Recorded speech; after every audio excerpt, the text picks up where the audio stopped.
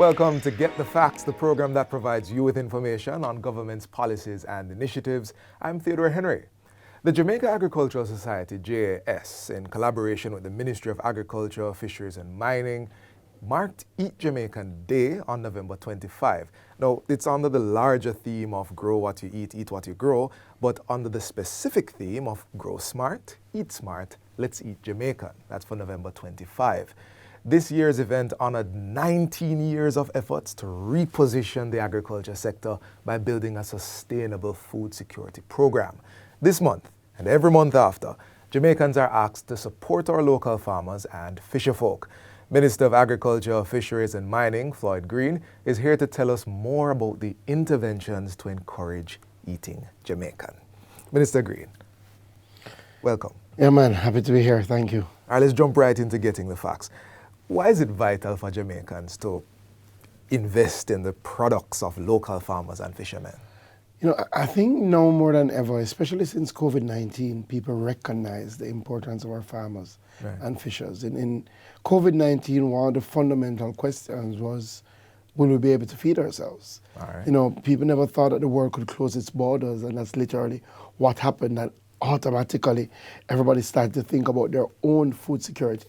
Now, the only way we'll be able to effectively feed ourselves is if we encourage consistently and constantly our farmers and fishers. And that's what Eat Jamaican is about. It's about going out and making the right decisions to support your own, encouraging your farmers and fishers by ensuring that there's demand. When they go out there and they farm and provide that supply, we need an outlet. And we as consumers must make decisions that prioritize our farmers and fishers. Yeah, I want to pick out on two words you mentioned, consistently and the consumers. Because, you know, the tomato raiser, there's no tomato like the farmer, them not going with none, and we want to, I don't know, go to some other products, but consistently. No, so, you know, I think we all appreciate that farming can be a challenging enterprise. You know, especially with the realities of climate change, you know, we have longer droughts. This year we saw our worst drought on record. And then we move from drought into intense rainfall, floods. So, you know, consistently our farmers have to be out there day and night trying to provide for us all. And while you can do without any other thing, you can't do without food. So the reality is, even when we have these shortages and we see prices go up or we see something missing, the best thing to do is to stick to that Jamaican matrix. And outside of supporting our farmers and fishers, quite frankly, it's just better for us. You know, when we consume imported food, we don't know the process it's been through. We don't know what they've used largely to preserve that. It's not as fresh, and fresh is always best. So, you know, we've been pushing for a long time that you should say yes to fresh, and the best way to do that is to eat Jamaican, not just in November, but all around the year. I like that, say yes to fresh. So it's been 19 years.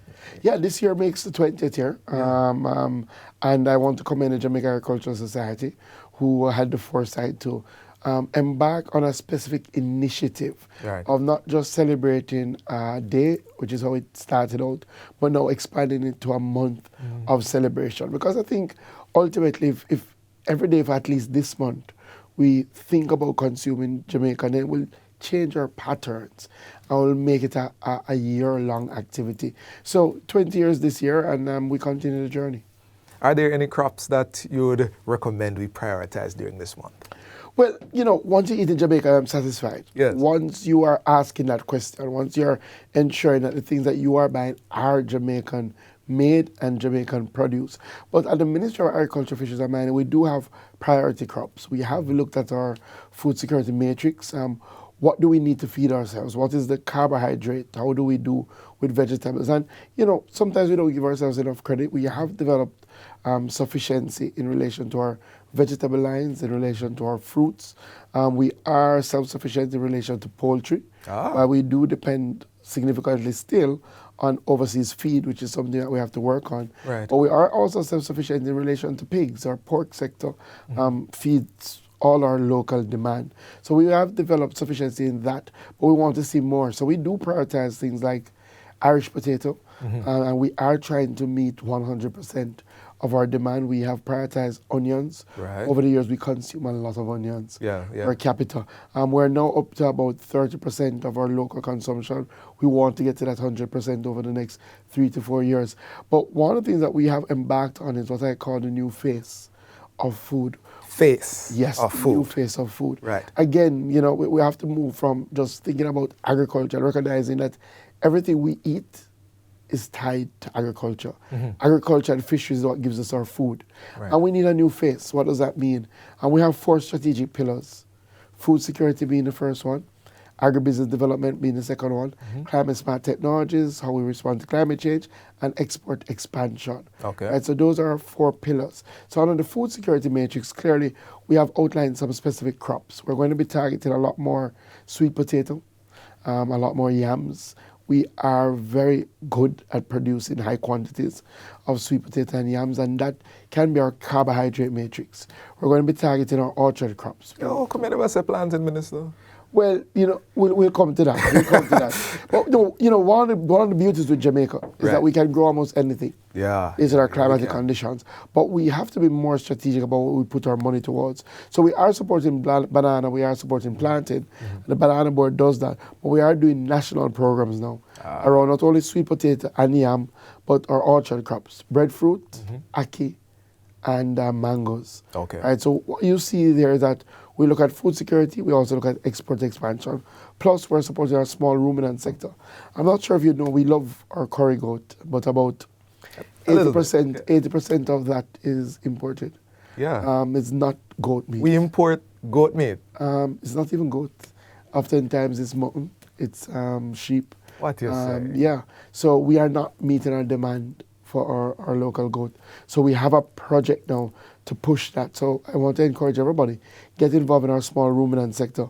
The Ministry of Finance worked with us. We took off GCT and duty if you want to bring in goats to strengthen your breeding stock. And we have an artificial insemination program now that we're looking to drive the massive expansion of our goat herds. We need to satisfy our goat demand. I'm gonna have to take a break right here. You're telling us some fascinating things, Minister. Yes. But more on this discussion with the Minister of Agriculture, Fisheries and Mining, Floyd Green, when we return after the break. Don't go anywhere. Stay with us.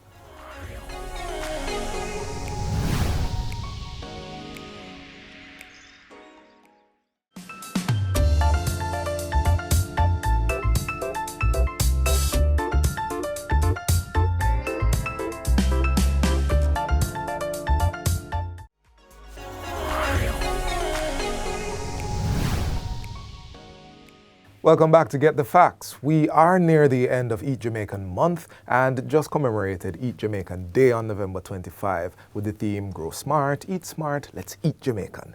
Minister of Agriculture, Fisheries and Mining, Floyd Green, is here to offer more information on how we can all join in eating Jamaican this and every month. Minister, aside from eating Jamaican food, what other ways can the average Jamaican help local farmers?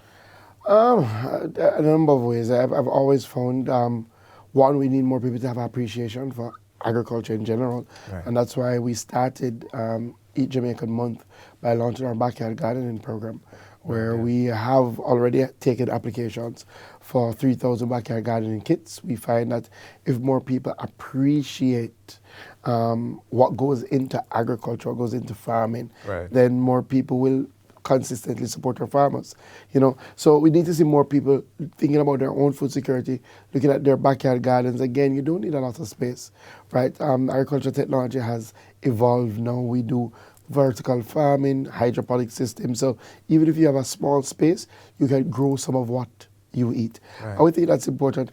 Outside of that, I've always said to people, why not encourage our children to look for professions in agriculture? Yes, yes. Right? No matter how the world evolves, we will still need to eat. And the taste profile of the Jamaican food is among the best in the world. We haven't spoken about our spices, our ginger, our pimento. We have a program around that to drive production of turmeric ginger, pimento. Over the next 5 years, working with USAID, we're going to be spending about 14 million United States dollars. Again, we need more of our young people to go into agriculture. So when we say a new face of food, not only our pillars, but we need to change the look of agriculture, the feel of agriculture. Agriculture is not just going out with a machete in the early morning. Right. We've evolved. It's about protected agriculture. Shade houses is about technology. It's about how do we have more agricultural technicians that can fly drones and use those drones to fertilize our crops. That is happening now in Jamaica. Are your children looking into those professions? So I think part of the reality of Eat Jamaican month is spreading that message, and that's why for Eat Jamaican Day, we're going before to case and our educational institutions and spreading the message about the future of agriculture, Right. professions in agriculture, technology in agriculture. So that's important. I think we need more voices to spread the importance of agriculture and fisheries. Yeah. I definitely get the sense that you're pushing long term here. It's not about a month or even a year, long term. No, and you know, we speak a lot about our crops, we speak a lot about our fruits and vegetables, but our fisheries sector is critical. You know, we have been working with our fishers now to move from near shore fishing and go more long line fishing, go deeper. So we are now conducting training across 5 parishes to work with our fishers to get better catch, you know, so that we can, as a small island with a bigger ocean space and a landmass, that we can not see ourselves as a small island developing state, but as a big ocean economy where we're doing more from the sea. But outside of that, we have also seen that the future of fisheries is also aquaculture. So we now have a program where if you are interested in fish farming, if you establish a 1-acre pond, so you do the excavation, you do the liner, put in the water, we will provide you with the fingerlings, the fish free of cost. All right. Right, as a drive to increase that production. All of this is a part and parcel of what we're doing for Eat Jamaican, but also a bigger mission on our food security drive. Understood. I want to zoom in the last minute or so of our interview on the month itself. Any highlights you want to share from the month? No, so we've been having a great month. We've had a great month. We started, you know, with going across Jamaica. We have started a community stakeholder engagement around the new face of food. So we are going parish to parish. We've been to Clarendon, we've been to St. Thomas, St. Mary, St. Portland, St. Anne, and spreading the message about the new face of food. What are our priority crops? The fact that we now have insurance coverage being offered for our farmers. We've been spreading that message. Clearly, we had a church service with the JAS and State Minister Witter represented, and that has gone well. So the month has been a mixture of direct engagement, prioritizing our crops, engaging our farmers and our fishers, and spreading the word about Eat Jamaican. All right. So the ministry has started an island-wide stakeholder engagement push to help farmers enhance productivity. What are some of the investment opportunities that have been put in place? So again, we do have specific initiatives. So we do have a Irish potato growing program, and farmers who are interested can contact their local RADA office, especially if you're in a traditional, strong Irish growing area. We have an onion program, and in all these programs we provide the inputs. We provide planting material, we provide fertilizer, we help you in terms of technical support. But RADA is the point of contact. RADA is the point of contact. Okay. Additionally, it would be good for people to contact the Agro-Invest Corporation. We're now expanding our irrigation networks, and we will have over the next year to 2 years massive agro parks. I'm talking over 200 hectares in St. Catherine, over 100 hectares in Clarendon, so that's Parnassus, Amity Hall. So if you're interested in land and you're looking for land for agriculture, contact the Agro-Invest Corporation. We're going to be doing new agro parks in Essex Valley, that's South Manchester, South St. Elizabeth, and we already have agro parks that are specially targeted. So we have a mango agro park in Clarendon, we're doing a breadfruit one. So contact the Agro-Invest Corporation if you're looking for investment opportunities. All right, and just to reiterate, you've mentioned the pond for the fingerlings you provided, the land you've met. All right, so there are a lot of and we're doing a lot more. I mean, we're focused on our climate change realities. So we're doing rainwater harvesting ponds, targeting 6 productive zones. We're buying new trucks. There's a lot happening in agriculture. Yeah. So I want to say to everybody, Eat Jamaican Month is a call to action. Yes. It is a call for us to prioritize ourselves, to put Jamaica first, to ensure that no matter what happens in the world, we know we're all right because we Yeah, can feed yeah. ourselves. That's important. And the only way to do that is consistently encourage and support our farmers and fishers. This has been Get the Facts. Our guest was the Honorable Floyd Green, Minister of Agriculture, Fisheries and Mining. We want to thank you for watching. And until next time, I'm Theodore Henry. Take good care.